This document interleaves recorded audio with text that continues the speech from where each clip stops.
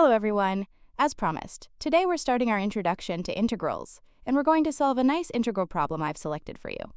Let's get started. Here's what it says. In the Cartesian coordinate system, the graphs of y equals x over 2 and y equals f of x are shown on the left. We're given the values of two definite integrals, and we're asked to find the total area of the shaded regions. Let's take it step by step. First, look at the integral from 0 to 4 of f of x dx, which is equal to 8. What does that mean?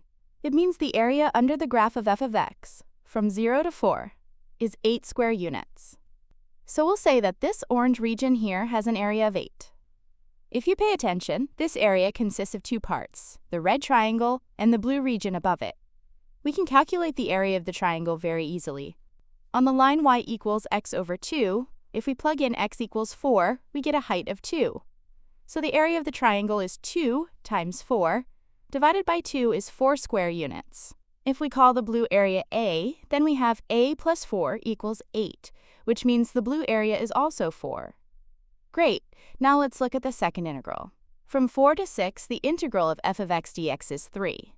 Same idea, this means the area under the curve in this red region is 3 square units. The blue region and the red region together form a trapezoid.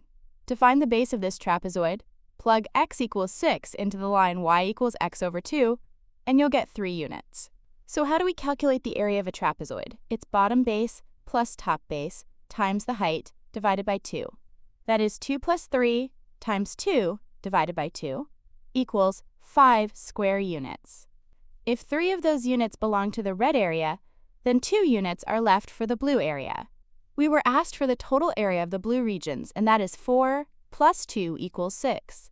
So the correct answer is option D. That was a good one. See you in the next question.